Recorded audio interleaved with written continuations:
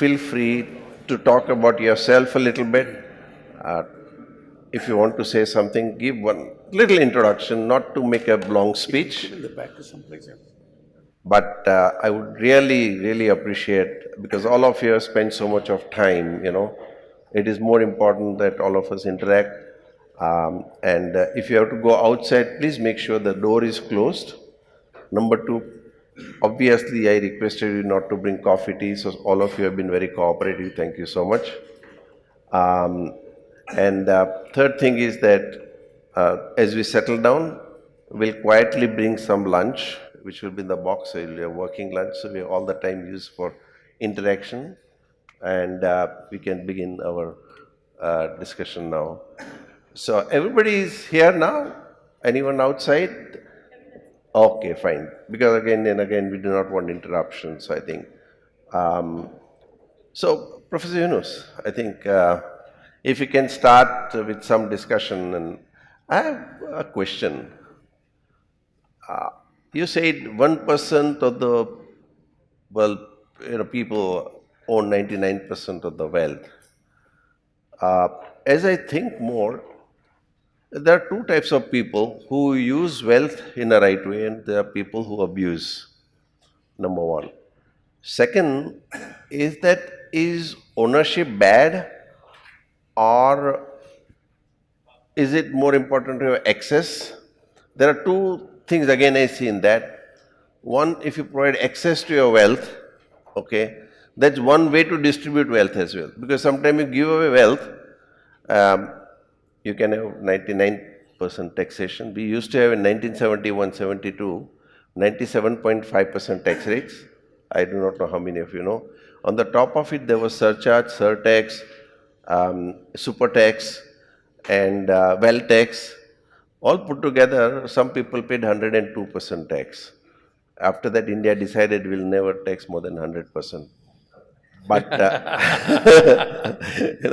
so, you can have all those kind of things. But question is that, is there a way to create avenues for people who do not have access to wealth or the assets, because that becomes a little easier. I'm not saying that's the only way, but one thing is to keep on telling that, okay, 1% of the people own 99% of the wealth, but what do you do about it? There are so many geographies, unless you touch the heart, as you have been doing throughout this morning and for last several years, can we have some ideas for creating an access? Because one small thing we tried to do here was, okay, we create something for the community and use access, right? And same way, a lot of new models are now coming up, in terms of platforms or otherwise. But I was just thinking, is there some idea about different ways in which we can provide more access? I was actually, some of you may or may not know, but I grew up in Gandhian atmosphere and worked on Bhudan movement. Many of you may not know what is Bhudan movement. And at that time we had Vinoba Bhave, and he talked about Bhudan movement, and people gave a lot of wealth and lands. But even after 30, 40 years, the land was not even distributed. So people actually voluntarily, he had that same idea to some extent. He said, you give your land to the landless. People did. Now it got stuck in the process for 30, 40 years. Only last year or 2 years ago, it began to get some distribution, which was waiting for a long time. So I think if we can have faster models coming up using technology, using your asset and creating some kind of mechanism, I would love to know more about how can we create more access for the people who don't have an ability to live on. So just want some perspective. Yeah, one, you mentioned about taxing and so on.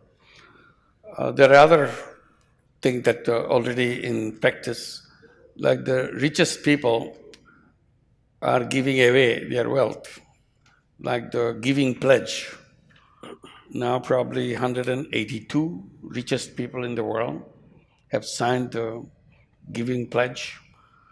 And the giving pledge simply says that after my death, half of my wealth will be given in charity, in foundations and things like that. Some make it more than half, but the minimum of half, I give it away. So all the richest people who have the 1% of the wealth, they are already pledge bound. They have already signed 182. More are coming. Mark Zuckerberg did differently.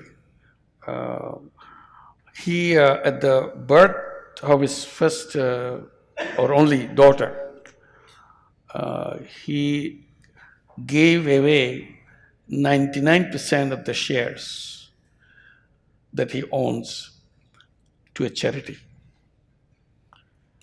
And you would assume that out of the happiness that he got having a first child born, he will give this shares, 99% of the shares, to the child, so the child is secure.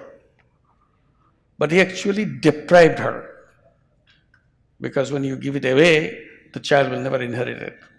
So that's quite out of the way. And when he was asked, he gave explanation. Explanation was that I want to make sure my daughter grows up in a better world. So this money is devoted to create a better world for her, rather than give the money to her. So that's another way of looking at it. So the rich people behave in certain ways. These are examples. I'm not debating the intention of the rich people. I'm not telling that they're monsters, bloodthirsty people. The reason I mentioned that they are good people, the fact that 1% of the wealth went to them is not because of their bloodthirstiness, because the system is designed in a wrong way. So I'm complaining about the system.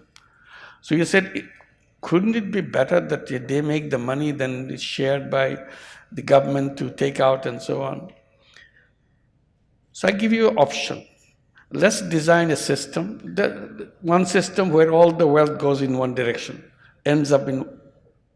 Today, we are told 26 people in the world own more wealth in the whole world, own more wealth, the bottom 4 billion people on this planet. Just 26. So that's the kind of, and tomorrow, it will be less than 26% owning more than 4 billion people's wealth. And that's what's scaring things, is going in a direction where it ends up in one way. So I give two options in front of me. One, the system works, it always goes up, and somehow government picks it up, redistributes and so on. Or I design a system where to begin with, wealth is distributed by itself. No intervention is needed by outsiders, either a government and so on and so forth. If this is so, which option I should take? I'll definitely take the option which wealth is distributed evenly by everybody else, by the design of itself. You see, today we design many things, software design, complicated design of equipments and so on. Is it too impossible for human being to design a system where wealth gets distributed in a fair way and evenly? It's possible. Because today we take economics that we inherited as a kind of religion. We don't want to challenge that. That's the problem. If you can design it, of course we'll design it a completely different way. Let's design that. Why are we shying away from that? That's the question. Why don't we do that? For example, as a kind of a theoretical exercise, if all the businesses in the world, whatever business exists, by some miracle became social business, will there be wealth concentration? No. Because nobody takes money out of their business. So how can you be rich if you are not taking money out of your business? So it becomes a world where wealth is distributed evenly by everybody because nobody takes any profit out of it. So this is one. Can social business be a feasible proposition? That's a debate about it. Is it feasible? Will I do it? Will you do it? Who decides this? I decided. You decide. It's your personal decision. It's not a government decision or anybody else's decision. What kind of world we want to build is my decision, your decision. If our decision combines, then the world is created. Today, we are creating a world which we didn't decide. Somebody in a faulty way designed a system. We are carrying on and justifying all kinds of things to keep it alive. I said, I don't want to keep it alive. I want to build a system which is fit for us rather than anything else. You distribute the wealth, for example, that's fine, by taking money from by the government or whatever way they give away by signing checks of half the wealth and so on. Will this cure the world? No. Will the climate change will improve? No. Because they are businesses creating this. And they make money and then you distribute it. What is the use of that? When you ruin the whole world to make that money, and then you distribute that money, what is the use for that? I don't want that kind of world where you destroy everybody's life in order for you to make that money. You're a nice guy, but you say, business is business. I'm a nice guy, but I want to continue with my fossil fuel. I'll continue with my plastic business. I'll continue with the contaminating all my food items, all kinds of things. So that's the dangerous part of it. As long as you keep a greed-based system, you have to face this tune. There's no other alternative. So we have to get out of that greed-based system where you are rewarded by giving more and more money for yourself by doing the business. So that system, we redesigned it so that we don't fall victims of this. I'm a victim, you are a victim, everybody else is a victim. Even they are victims themselves. When this planet goes, they will not be surviving by themselves. They will go with us too. Everybody will go. So why should I build a world to let our children, grandchildren, everybody will go disappear, including the grandchildren of the richest people? They will not survive either. So I want to address that issue. Etc. But my point is that, the government has the monopoly to create money, and the government has the monopoly to take away the money, like things like demonetization, and the government has the monopoly to tax. I see a big conflict of interest in this, because you are creating the money, you're distributing the money, and you're taking back the money. And I believe that governments have become too centralized and too authoritarian these days, globally. We are seeing a deep, deep fall. We are seeing a democratic crisis of a huge magnitude right now. And in this new era where, we have more than 1 billion people connected, where people across borders are able to speak and communicate with each other seamlessly. In the past, that monopoly used to be in the hands of the monarchs and the kings, and they would, intermarry, and they would not allow the people to talk to each other. But now that era is over, and we are seeing the era of monopolistic capitalism is ending. All this while we've been living in a monopolistic capitalism. I mean, when you have companies like Aramco being valued at $2 trillion, which are almost the size of the economy of a country like India, where you have, where the government licenses you to distribute money, and then, it's kind of like, it's like that invisible hand has become visible now, and we can see that the corruption is just has perpetrated a large section of the society. Do we really need to rethink whether we need governments? Do we really need them? Aren't they responsible more than the businesses? Because they are the ones who are giving these licenses out. They are giving the license to exploit. They're measuring GDP, but what I call GDP is gradually destroying the planet. And that's what I would like to have a discussion around that, because human rights are being violated. We have the Citizens Amendment Bill, which is extremely controversial and extremely unsecular, unconstitutional. I feel that how do we address these issues, with business and social business? Okay, let me start, and if you want to make comments. Yes, if you are saying that the system has to be changed in general, I'm with that. That's just because one system exists doesn't mean that we have to accept it as it is. It's a continuous process of questioning. Can we do a better one? So that responsibility remains with us. What kind of, do we need a government? We start from that question. But if you need at all, in case somebody says we need a government, what would be the minimum government possible? Will this be enough? Or what kind of governance system that we can survive with, deal with it? So this is a redesigning issue. So I completely agree that it's our continuous search. We should not be relaxed.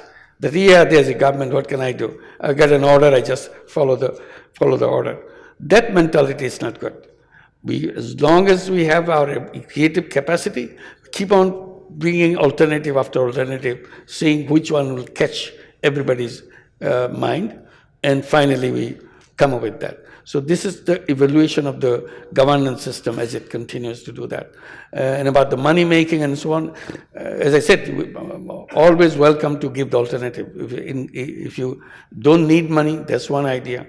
If you need another kind of money in order to make things happen, in order to facilitate things without creating all the problems that you mentioned, it's a question of search. Nothing is impossible. It's a question of how we continually look for it and try it out and finally get to the one that we all like. So that search should continue. That's how I will address this issue. Yeah, Vikram. Yes. My name is Vikram Gandhi. I'm a professor at Harvard Business School, and I have an impact investing platform I set up here called Asha Impact. I'm on the board with Royston on Grameen Impact India, and I've been on Grameen Foundation's board for the last 10 years. So first of all, Professor Yunus, I'd really like to thank you for your comments this morning. And I just want to touch on the key issue which you talked about, which was climate change. While I totally appreciate the fact that you feel that a system should be completely revamped and refurbished, if you will, you also mentioned that there's a finite time period to do that. We read a lot of things in the press that if you want to solve the UN's, the sustainable development goals, the governments and charities not going to be able to do it. I don't think social businesses can do it. It's really, you got to co-opt private enterprise and make them invest and incent them to invest within the existing capitalistic system. So given that and the time pressure of just being 10 years, like you rightfully said, how would you actually address that? That's something which, while I fully appreciate your point about social enterprise, maybe changing the way the world thinks about the means and the end, that's not going to happen in the next 10 years. So within the current system, what is your view as to how we can encourage and incent private capital to actually help make this happen, as opposed to, in a way, vilifying them, which tends to happen at some of these conferences? Yeah. One, I have not taken out any from the table. All the things that you said remains on the table. I'm only offering options. I give options to corporates, big businesses, that while you are doing that, would you like to try this one alongside? See how that satisfies you, or your willingness to address those issues of climate change, about unemployment, about poverty, wealth concentration, and all that, if you do that. And many of the corporates are responding to it. That's what makes me feel happy that, yeah, they do that. And in an organized way, not in a casual way, okay, he made a request, let's do something like that. It's not like that. They do it in a good way. And business schools are teaching. Because if the young people in your business school or somebody else's business school only taught about business, how to make money. So they become the gladiators to go out and make money. Nobody can stop them. They know all the tricks of the world, how to make money. So I said, yes, I'm not stopping you, because these young people, when they go out, they cannot think about a social business. They say, it's a crazy idea, because in their school never heard that word. Forget about learning about it.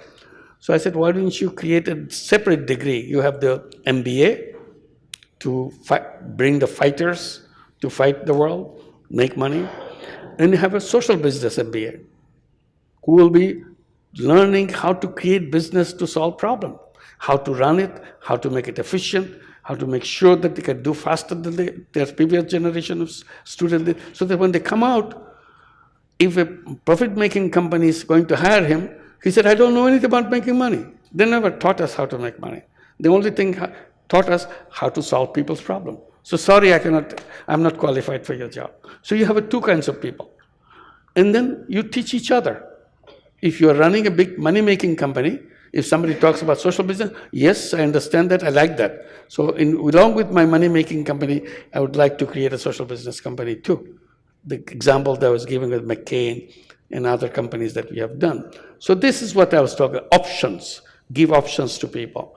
Nothing taken out of the table, but you judge. I talked about charity. I said, yes, charity is a wonderful idea, but this is a better one. Because charity money has only one life. But the moment you turn this charity money into social business money, it has endless life. It never disappears.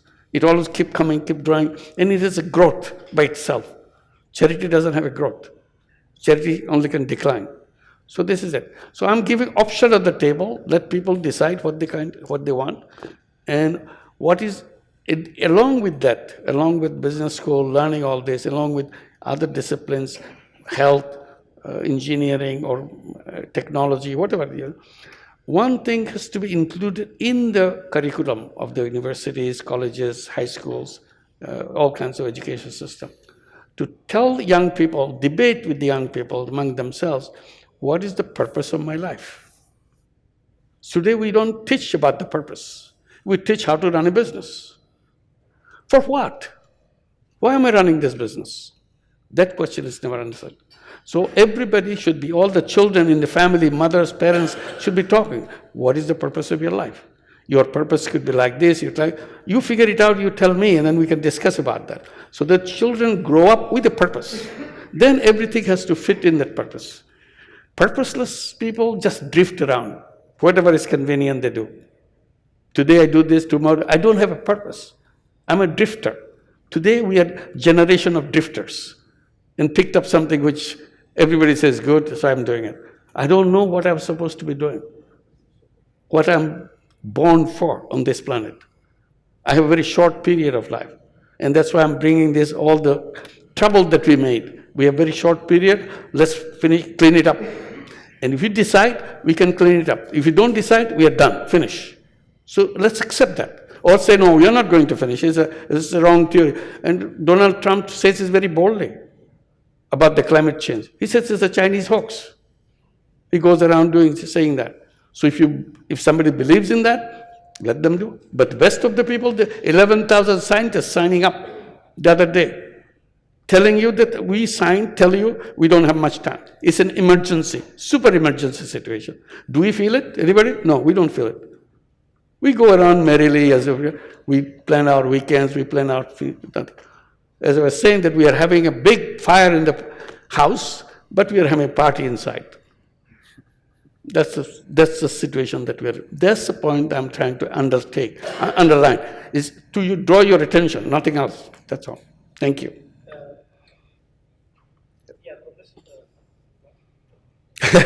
He had a problem. I'm sorry.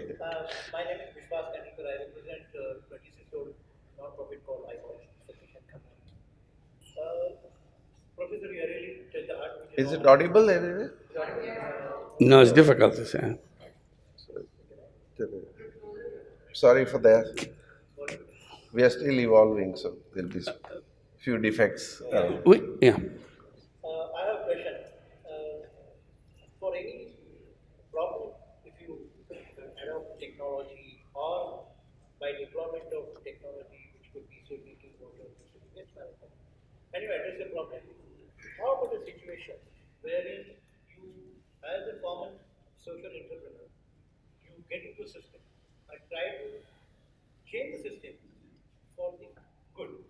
The gentleman in Gujarat, very industrialist, what he did, he deployed to MBA and channelized the entire government scheme money, which otherwise go west and otherwise siphoned to the villages by proper system, by taking the signatures down, an entire money was.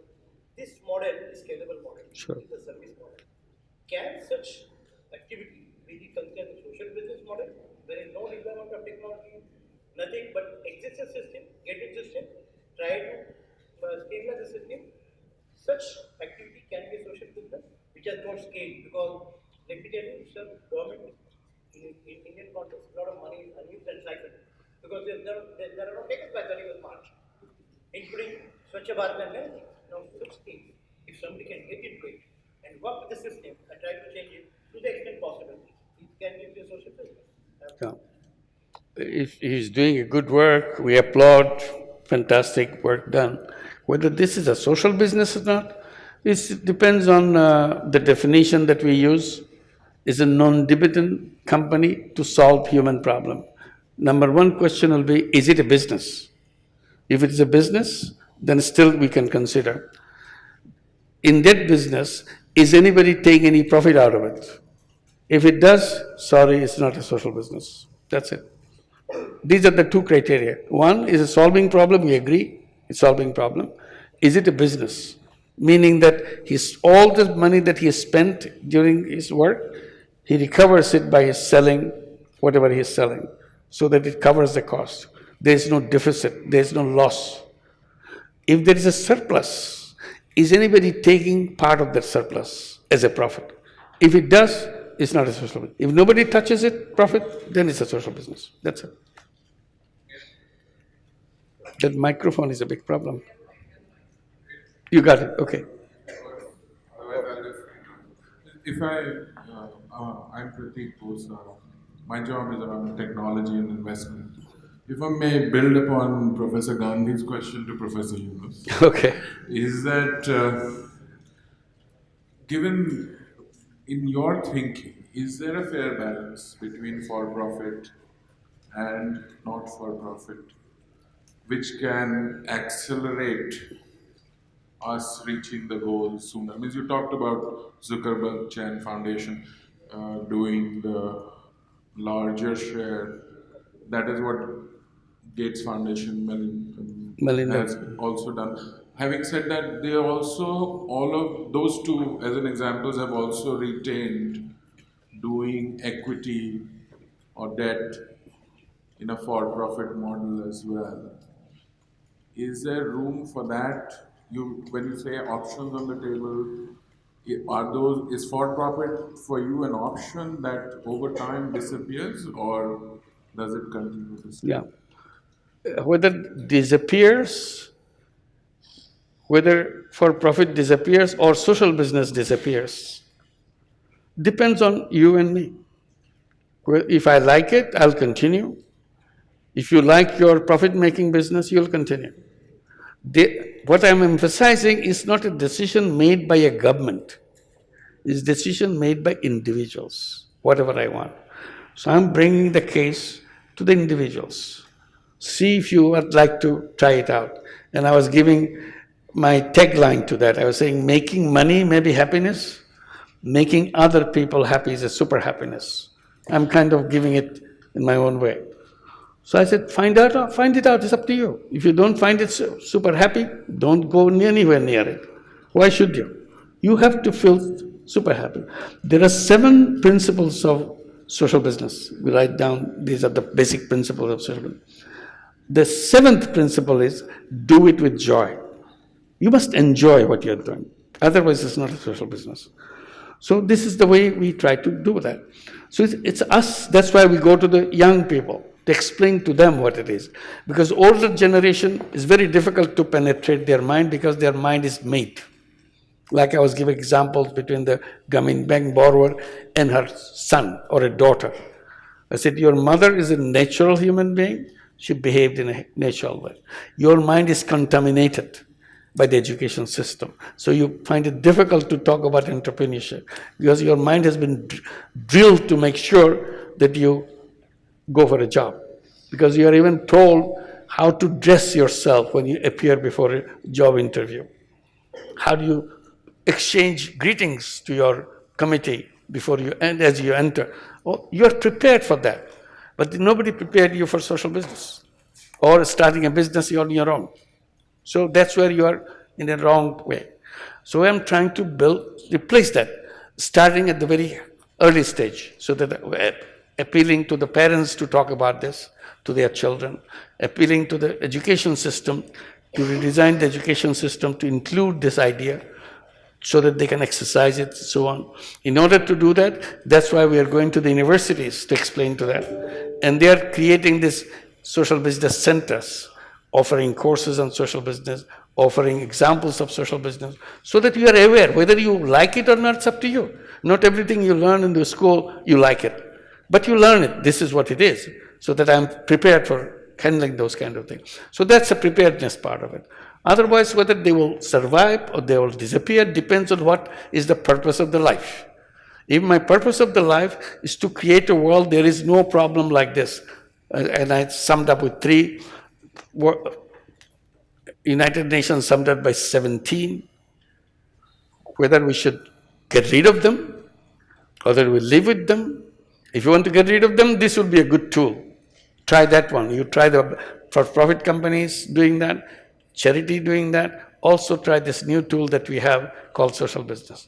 And I try to explain to everybody, we have a toolbox where all the tools of the world that we have learned in our history is in the box. I'm not taking away any single tool out of the toolbox. Only I'm adding one more tool into it. In case you need it, try that out. That's all I'm saying. And I explained, if you use this tool, what will happen? And if all of us use this tool and nothing else, then all these problems will disappear just like that. I would like to add on a little bit on the discussion what we just had on your side and on your side. I was many times thinking, business is doubtless the most dominant institutions of our time. There is doubtless is so dominant. Business is every day in our head. And then I was thinking where the term business is coming from. What's the, if you translate it in German, we have a beautiful language like you have Hindi. We have a different meaning. Business, we tell it in Germany, Geschäft. It means you make something. It's not. So I asked myself, where's the word business coming from? So I did my study and find out, and then I found out it was a term. The first time business was announced 600 years after Jesus Christ, and it's called Business. It was a small village, and the real meaning of Business means carefully together. So it was a village more in the north of Italy, heavy on cold season, on the 4 seasons what we have. And this was the natural interface, because the winter season is coming and snow and winter have no mercy. 5 hours out in the cold and you're done. So carefully together was you taking care about the firewood, you taking care about the firewood, you taking care about the food, and you went to the different neighbors and do they have enough, because if they're hungry, just come over and steal everything. So the business idea was a very simple idea to overcome a natural challenge. Then I watched it in India, and see you have a different challenge. Most of your temples and most of your heritage is a management of water system. You manage the water because you have the monsoon and then you have months and months and months and months and months and months, no rain. And at the end, you have to take care, then you have water at the end. And somehow, and this is what Krishnamurti explained us very well, and somehow we lost the interface to nature.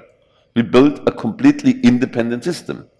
And it's not anymore making carefully together, it's we play our own game. And this game is just who have more than me and who is done on this side. So, and when I discovered the power of Professor Yunus' aspect to have a social conscience-driven business, a social business, then of course it's very clear what we have to do is to taking care about each other now. And this whole way to redesign our business community in a way to redesign our interface to nature, this is what we have to do. And the most women who are making now like this, the women teach us, we talked a little bit about Down syndrome, we talked about handicapped people, it teaches us even the most handicapped children. We love them equally like the performance children. And we're not like animals and leave them behind. We're taking care. And this is our nature. So we are really caretakers, but somehow we lost it. And there is a huge object now how to do a new way, a new interface to nature to understand where we have the not fighting against the nature, how to learn with the nature and build our business based on the natural challenge what we have. And that's what we lost in many times, and this is what I hope business can bring us back, to find the best way how to overcome the natural challenge. And now it's climate change, now it's a lot of different stuff. We have to hold together and we have to find a way how we manage the future to survive. Among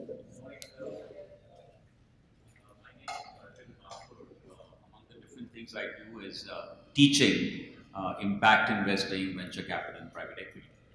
I want to delve a little deeper into the question raised by the previous gentleman, into the concept of social business in financial terms. So let's say you have zero returns, subnormal returns, let's say 3, 4, 5%, a normal rate of return which covers the cost of capital, or super returns like a Google or somebody. In this spectrum, sir, where does social business fit? Zero returns? Zero. Zero. Thank you, sir.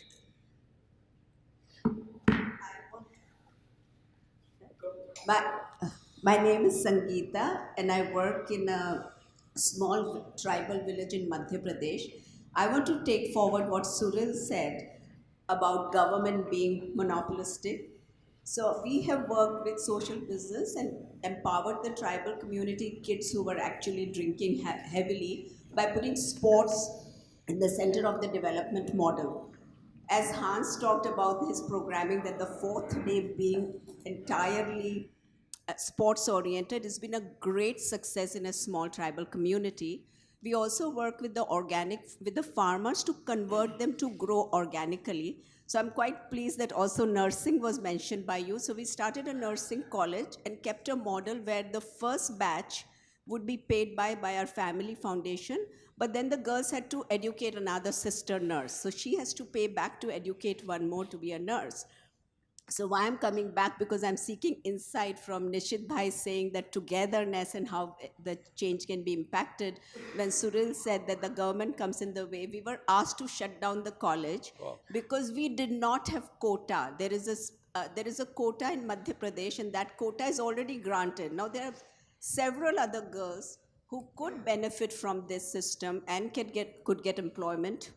So of course we trained them to become plumbers, so that they got empowered, that they can build their own toilets, because women are the biggest sufferers in the villages. So yes, because then we were not dependent on the government. We were making our own toilets, but the college was closed down. So what I'm asking Nishith Bhai, you said that together we have to make these things happen. So I feel quite frustrated and I feel isolated. How is it? How should we come together? Because even between interstate, we cannot achieve something. So we have a different law in Maharashtra, and then it's completely different in Madhya Pradesh. So it's been a very difficult and challenging ride, although I have to say I do terribly enjoy the work I'm doing. So is there some insight from Nishith Bhai, from Professor, from Hans, from that, how does one meet with this kind of a challenge when working in rural areas? Well, let me take the floor first and then Nishith can come. When you do something new, always you'll have trouble, because the new kind of gets stuck by others, stopping your way. So one advice for all of us is not to get disappointed and keep working to change it, to remove the wall that stands behind. Everybody behind that wall is not against you. Even the person who is implementing that rule to stop you is also sympathetic to you. He said, I can only do what the government asked me to do. I'm sorry that I have to do that. So if you can build up enough of that, you can get to the root of it. Either you can come up with a waiver. We have done lots of those things. Waiver. Don't change the law. Law remains. For this specific case, government gives you a waiver. See, for your case only. So you enjoy that waiver for 5 years, 10 years, whatever, to be renewed. Meaning that I don't like this rule to stop you, to facilitate you. I cannot change it, but I allow you to squeeze through. That's the one. We have done it in the USA, getting waiver. In the USA, very interesting thing to give courage for you. We do microcredit, and now we have Grameen America. In Grameen America, we have 150,000 women borrowers in 14 different cities, seven branches in New York, 4 branches in California, and also branches in Miami, Houston, Boston, and other places. In all, 150,000. But we are not allowed to do that in the beginning. It's 10 years back, saying that if somebody is on welfare, you cannot lend money to her. Why? Because government will stop the welfare right away if she earns any money. So I said, that's very funny. You'll rather give the money to her to depend on you rather than take the money from us and return the money to us. And you said welfare is stopping. I said, you should have a different kind of welfare law. Welfare law should encourage people to start earning income rather than stopping them from income. If I am the one who is writing this law, I'll put this as a priority, that anybody in welfare will be encouraged to take money so that they can become independent and ultimately get out of welfare. But today you lock them up as a prisoner. They will never be able to come out. And everybody understood that because they see in front of them. So finally we got a waiver that for this particular, as an experiment, we allow you to do that. Today we expanded all over the United States and continues beautifully. We have given over $1 billion in loans so far. Every penny comes back on the dot everywhere. No problem. So this is one way. Have patience and work through people, and person like Nishith Bhai can help you finding that waiver. That's his job. You draft the waiver for me so that my case is presented so well. That's why I wanted to say before he did. That was my plea, yes. Nishith Bhai. After his last word, do you want me to talk about it? Yeah. Do you want me to respond? Yeah, because you heard from Nobel Prize winner that Nishith Bhai, I don't have that. normally I know one thing, lawyers have a last word. Okay. And we charge for speaking and also for hearing, for listening. So I think it's a nice world for us, but I think so okay, your question, if I understand right, was how do you get people together? I think it's a very simple question. That if there is anything, I personally think first principle I believe is that it's no use just talking about issues. I can crib about 1,000 things. Can I come back with one actionable item? However stupid my idea may be. If you tell me this is the problem, but if you can't give me a solution, then possibly dialogue is not worth it. Because you try to break your head, do something, come up with some homework, then it is worth discussing, because then you can discuss in a tangible, actionable way. So generally that would be my first approach. Second thing is that a firm belief that I am doing this, and I am doing this is a completely wrong way of doing things. There is somebody always behind your success, somebody is always somewhere else. I have to recognize that. And number 3, there are different people at different levels you need to work. For example, you talk about government. I think very simple. Most people call me simpleton. But I think as far as can I find way to get away from the government? Okay, government has its own role to play. I may not be able to do much about it. But without government, what can I do? So my constant endeavor is always to see first whether we can do without the help of the government. Number of business models exist today, including social business model. In that you do a business for social good, don't take profit out. Now I have another debate with Mr. Yunus. I don't want to take profit out of the company. I'm very happy not doing that. Okay, who declares dividends today? Best companies don't. But can I sell my shares? So in the US, when we invest like Amazon or whatever, right? For 10, 15, 20 years, you don't make any profit. More losses, more valuation. So it's a very different kind of world today, right? So whether I can sell my shares or not is one other aspect, and to what extent it can go. So I don't want to take out money. So one, that is social business model, let us put it this way. Second is impact investing. I think it's all, in both cases, it's all about intentionality. I think Vikram is more authority and many others sitting here. It's about intentionality. Do I want to make a profit or I want to do profiteering? Again, there is another discussion we can go in. So one is social business, what is the impact? And third thing that is going to create a lot of value in the company. And we started off with regular business, shareholder supremacy, then we are talking about stakeholder supremacy. ESG came in. Okay, today ESG is driving corporate governance, ESG is driving valuation. I think the next wave of valuation, if I may put it in my own little way, is going to be around all businesses will have to be human businesses. Human rights and business will not be able to dealing. Next 3 to 5 years, in fact, I'm attending World Economic Forum in Davos next month. And I think there are some papers also distributed to you all, just to create a little awareness. There is so much happening today. So people did not realize what was the value of corporate governance, did not realize value of ESG. And now people will have to recognize value around human rights. So whenever you get into any of the business, you cannot be ignorant of the human rights, otherwise your business will somewhere along the line come under different kind of a pressure. So I think we'll have to see what works in a particular setting. It's all contextual. Professor Yunus said, education, they don't teach you anything in school, but it's contextual, right? They often teach you wrong thing. And at the same time, we also want social business models to go into educational institutions. So education is important, but I think how, as you say, the spirit of the education, that is where we need to focus on. And as you say, that bringing people together, there are many other ways. Now social media is the most powerful. My feel is that the internet highway and all those kind of things are going to change the way we live.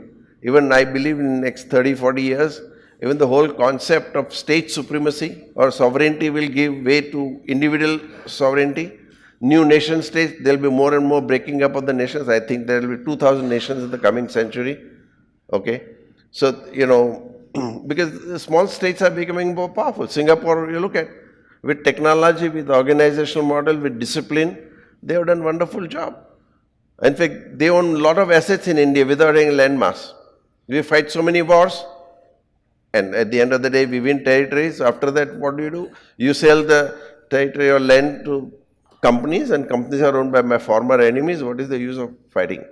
In fact, I was just addressing global technology leaders at a conference called, Techonomy in Half Moon Bay just last month in California. And one of the very important subject came up. We all talk about autonomous vehicle and all this technology, but bigger threat is coming up where more and more countries, more and more companies are developing autonomous weapons. Once autonomous weapon comes in, it has no heart, it has no sensitivity, what damage it can do. So I think those are the kind of things also we cannot be ignorant, and it's going to be very interesting. So there are different settings in which there's so much to do, and I personally think that less you depend on government, much better you are. Let government do its own work, whatever it is. Pay them salaries, make people sit at home, no problem. You'll be better off. I don't know if I answered your question appropriately or not, but if you let me know. Thank you. Last sentence is to understand what we would like to do is, or what we are doing in principle. If you get a taste from something and you like it, you go out and say, "Oh, did you taste it?" It's what we really like to do. So doing business is, of course, a great aspect. I did one business to feed my family. I had in India a friend who have a farm. I helped him with the farm. The farm is good, the school, the stuff. I never had the idea to own it or to make it happen. I have the joy since 20 years when I'm coming down to Kerala, visit my friends, the forest. It makes me happy. It makes me super happy. And I have not the idea of ownership behind. I'm just happy then other people can do their business and can survive. And what we like to share is our happiness, what we are doing, you know. The things is what we do in Grameen, and to see we solve problems, we overcome the flood of the rivers, we see how to survive, and this is what we like to share. That's mainly what we like to do, is sharing our way, what we're doing. It's not to say that's everything what's on earth, it's just a sharing of a good and great experience. Yeah, if you can be a little quick, I think that would be good, because there are a lot of people who may want to ask questions. Please go ahead. I don't know if you see. Professor Yunus, it's an honor, and I'm sure I'm not the only one in the room whose career and life has been completely changed by your work. So thank you for being here. I want to talk a little bit about what you said earlier in the morning about every technology having two sides, right? That it, on one side, can be a blessing, and I think many of us have seen that impact in our life, and on the other side, it be a curse. I'm a strategist for clean energy social businesses, and I've seen a rise of companies that I'm advising using particularly artificial intelligence to be able to gain better knowledge and insights about the rural villages in which they're designing interventions. And they're doing that, yes, on one side to be able to design projects that have better viability for both the investor, but also for the beneficiary and for the customer. And so as we do that, I mean, we're obviously using artificial intelligence to be able to scale operation and to be able to reach the most amount of people we can towards SDG 7 and universal energy access.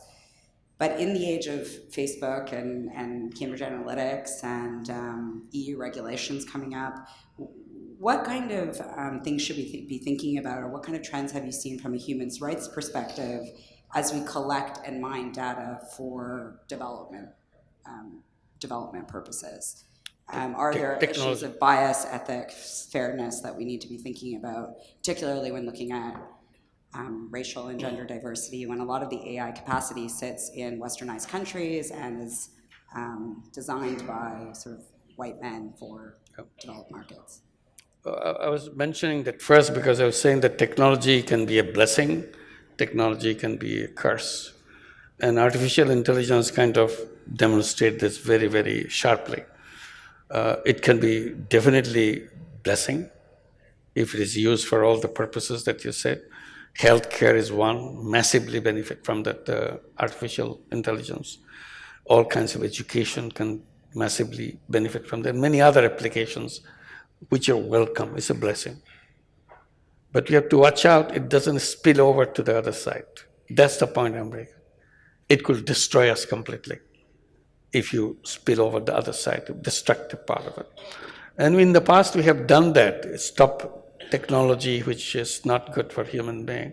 Nuclear technology, for example, we don't invite them.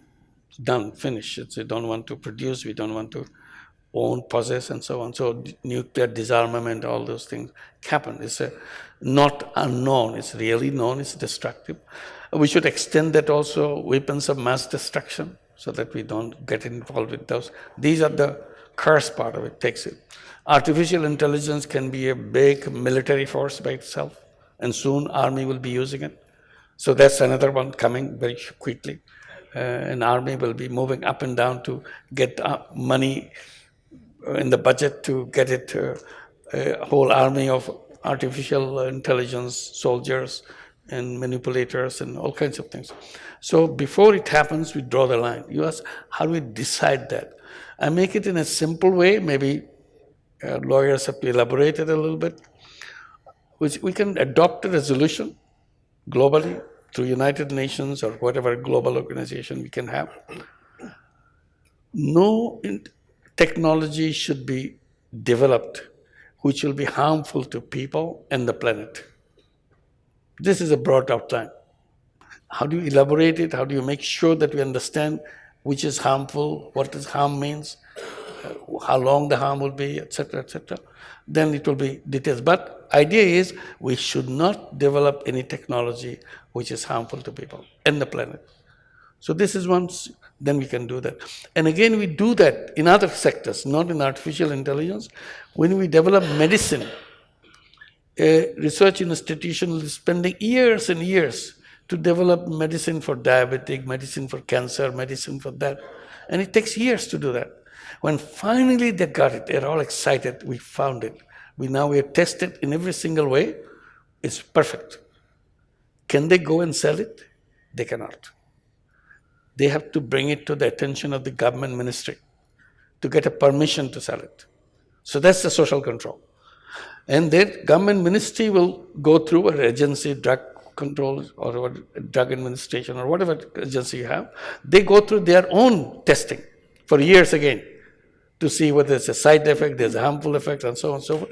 After they have satisfied themselves that, okay, this is okay now, they can use it, they give you the license to sell it.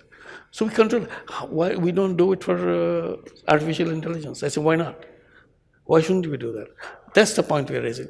For example, artificial intelligence will be enormously helpful for healthcare. We are involved in healthcare in our own way. We've developed technology for that. We have technology developing with the social business that we have in Bangladesh, a joint venture with Intel Corporation. We were very worried about the maternal death in Bangladesh. At the childbirth, mother and the child both die because of risky pregnancies. So after many years of research, the company that we created, Grameen Intel Corporation, developed a bangle, beautiful bangle. Nobody will suspect other than it's a beautiful ornament. But a pregnant woman, the day she knows that she is pregnant, she starts wearing that. That is a very highly sophisticated technology. It monitors your body. One thing, and it gives you messages. If you feel symptoms like this, it's okay, don't worry about it, it's normal. But if you have problems like this, symptoms like this, press the button and we'll get in touch with you. Then she gets a phone call. Start talking to each other. So this is one way. So in order to identify risky pregnancy, that's the one we are looking for, so that she's the one who is supposedly now the victim, will die at the childbirth. So we pay attention to that particular person. And that same technology which you are wearing in your hand as a beautiful ornament also monitors the air quality in your house. Most of the poor people live with fume all the time.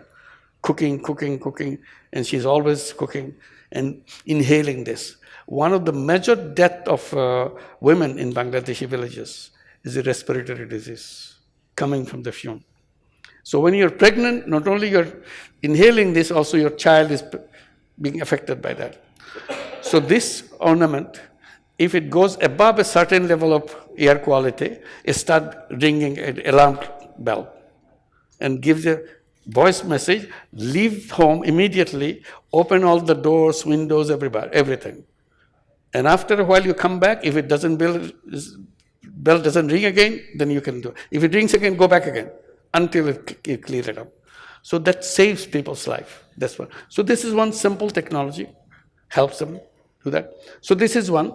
And we have created a whole, what we call digital health, so that people who cannot go to the doctor, they can make a phone call to a doctor. We have a whole slew of doctors waiting for your phone call. They're dedicated for this purpose. This is a social business company. And people can talk on the phone. They pay a little bit of money for this, and we cover all the costs for this. And they also buy health insurance for hospitalization and all that through this company. Today, digital health has over 5 million subscribers in Bangladesh. So people cannot get to a doctor. Now you get one phone call, you're a doctor. He's waiting for you or she's waiting for you. It's not that, oh, doctor is busy. The whole doctor, the person is hired for this purpose. They're all sitting there waiting for phone calls to give it. And the government agency has allowed them to issue prescriptions over the phone call so that they can have a real prescription on the other side of the phone call. And this is what we do. So this is another use of technology. Someday maybe we'll be using artificial intelligence to monitor all those information, how to do, what to do, and so on and so forth. It's possible. But that's the one we welcome. This is a blessing. This is not a curse. So how to make that happen? So those are the technology that we should be focusing on rather than the technology that which takes away our life. Thank you. Hello. Yeah. You guys hear me? My name's Eric. I'm from New York.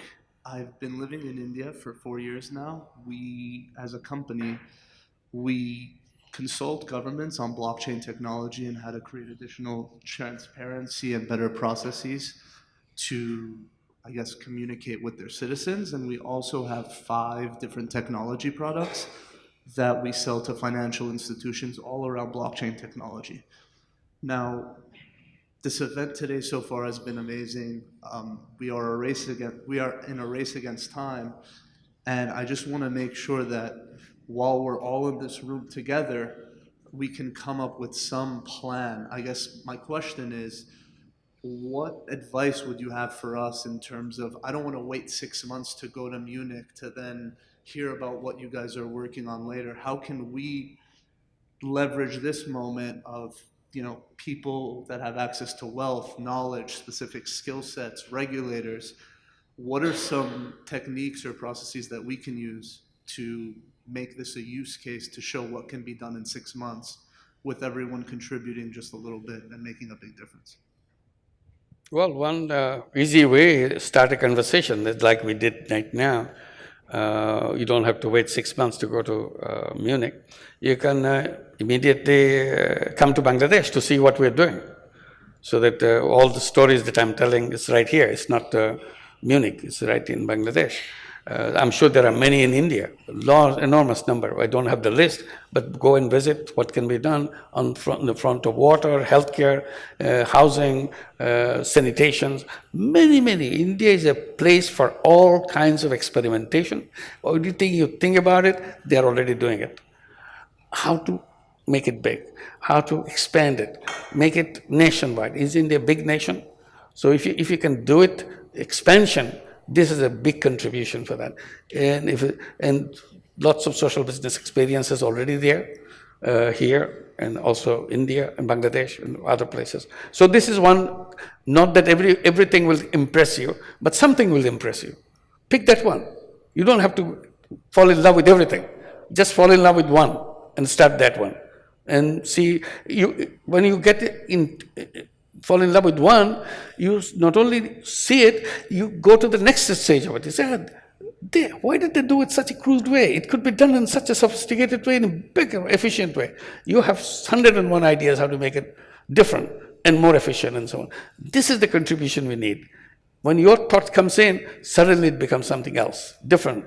The idea came, is in a very crude form it came, it started working, but you looked at it at that form, and suddenly you see the possibilities of taking to the next stage, and that's your job.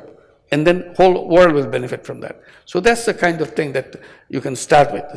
Now, if you are interested, things are available, and have a discussion with the people who are doing it, behind what are the thinking process going on, and then you have your own thinking process. You don't have to go through their same algorithm of thinking. You do it your own way. So there are a lot of people who have to make comment. I think we close it at 2:15, as is mentioned in the schedule. Is that okay? That's fine. Huh?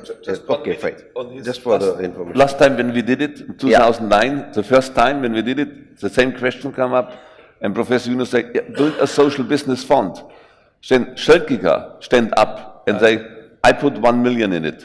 Yeah. And we had the first Yunus Social Business Fund of Mumbai. Right here in Mumbai. Right here. Yeah. It was exactly 10 years ago. So if you put your technology in it, so you always can start today. Last time we had exactly this, and a lot of things happened. So we don't stop you to start today. Yeah, I think you're right. Basically, technology could be, as I mentioned in the morning, and you just said that is the greatest social leveler. You know, it is more easily accessible and stuff like that. It could also be a social disaster, or it could be a disaster of the world. Where do you draw limit? The point also I'm trying to make is, you talked about artificial intelligence and other thing, and creation of a lot of unemployment. I think that is one of the zeros. it would be nice to have a little idea about, are there some models for, or some kind of ideas for resolving unemployment in light of AI and robotics that will come in. For example, one thought I have been working with is that if assume for a moment Infosys or Wipro or TCS lays off 30,000, 50,000 people at one go, how will you deal with that?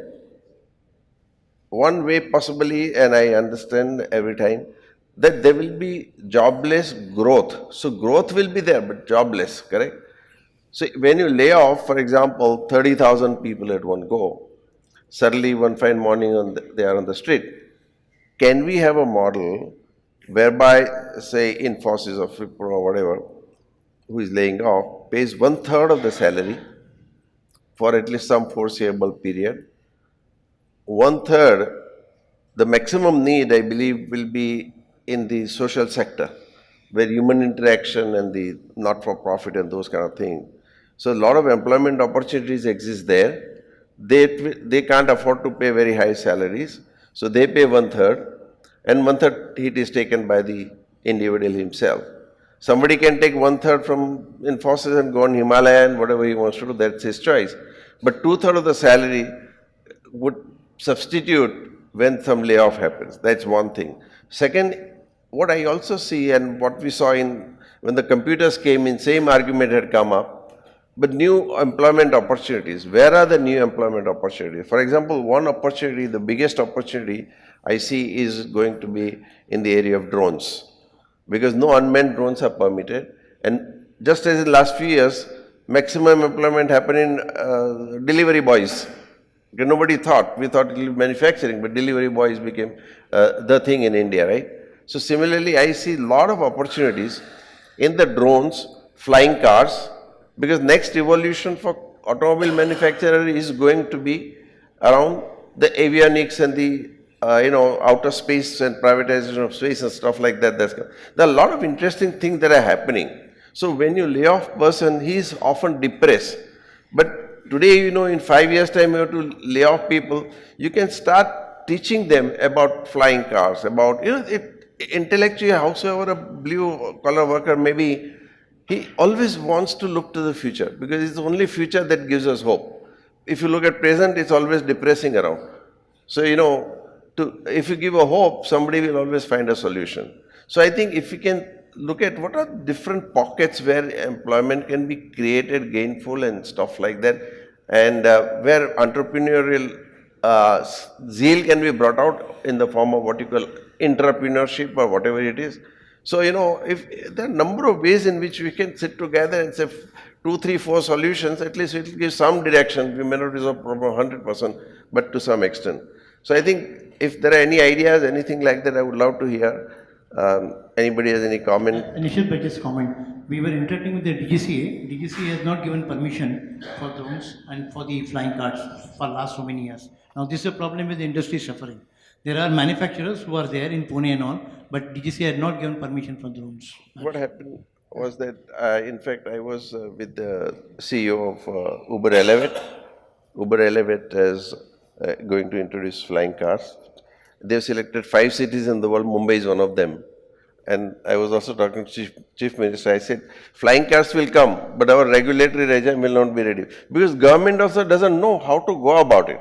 When I talked to the Union Minister, aviation, he said, oh, if you have drones, these, that, etc., somebody will put poison in the lake. And I said, by suspicion, you cannot drive.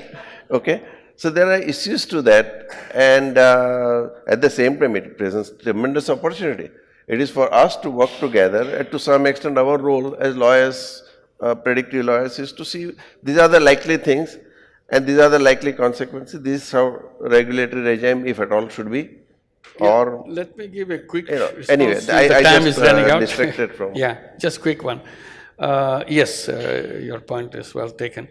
Like if you assume that that 500 million jobs lost in 15 years, if you think this is a possibility of happening, imagine how many jobs will be gone per day on this, per day. if you have 1 billion in 15 years, so there's a per day number which will be coming out, and it will pick up steam as we go up. Do you have opportunities for so many people to be absorbed right away? Or after 1 year, after 2 years, after 10 years, his life is gone. Well, you are adjusting yourself. So you're talking about some future. What is that future? How long is that future? And it's 500 million will not stop. It will become speedier. It will double the speed next time. So are you ready for those? Number one, I don't want to elaborate. Number two, you said there will be flying cars. You think artificial intelligence is so dumb? You will let a human being fly the cars? He will come first. He said, I'll fly the car. Somebody will design artificial intelligence to fly the car. Why do you think that only human being can fly the car? Machines could do better work than the human being. That's the whole thesis behind artificial intelligence. If you believe in that, if it is true, machines can do better work than the human being has no place. Nowhere. He cannot have, if he goes there, tomorrow artificial intelligence will come to replace him right away.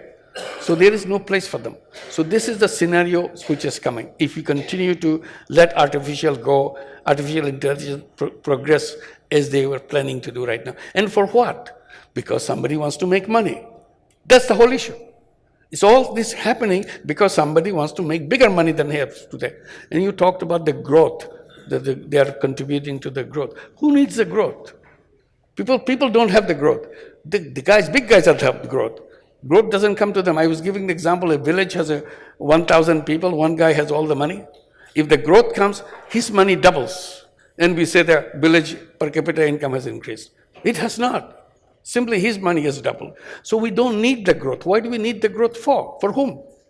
That's a fundamental issue that we have to answer that question first. No, very interesting. I think always has a great debate and discussion, but if we discuss, some solutions come out. And like Uber, for example, new genre of regulatory entrepreneurship is coming. When Uber came, it created many more jobs, Then Uber will go. Because artificial intelligence will take over. But still, now the new automatic car will come, what will happen? So we'll have to think ahead of time and stretch our imagination. This is where people can be constructively occupied, as Hans mentioned. Anyway. Just one last thing, I read this very interesting quote recently by P.J. O'Rourke. He was like a libertarian philosopher, and he said, if buying and selling is going to be controlled by regulation, the first thing that will be bought and sold are regulators. So, yeah. So I think people are getting a little nervous about the time. Yeah. So it's time to close. I think we should also sense that, because 15 minutes is so important for people. So I do not want to hold everybody up, but I think it would be appropriate to close. Huh? I think it's warming up now. I know. I know. So those who want to leave, I do not want to hold them back. I am not a regulator. I am an enabler. So whole idea is that those who like to sit and relax and talk, most welcome. But those who need to leave, feel free. I think some arrangement will be made for you to take you to the jetty and boat as well. So don't hesitate. We don't feel offended if somebody walks out. Can we offer you some lunch? Well, I think 3 zeros and here 4 zeros. They can discuss among themselves while we take a break. No, I think it has been very nice interaction, and at least issues come out and we can do something about it. There are a lot of things as a group we can work around. So feel free, and I hope somebody is helping people outside to go to the boat and all that. So those who want to leave, I think feel free, don't get constrained, but if you're enjoying and you want to stay on, we are here for you, even though we are a little hungry, but doesn't matter. That's the thing. So I think it is time to adjourn, no? What do you think? Anyway, how many of you want to continue? All of you, right? Yeah. And then we have to have our... Okay, fine. In fact, this program whole Whole program is being watched by 6,000 to 8,000 people around the world. I didn't tell you that. You know, and I think. And we have some program. We have to call Bangkok. We have to call the world. So mostly to join us. Yes. So first of all, thanks everybody. Let me formally close and informally start. Okay.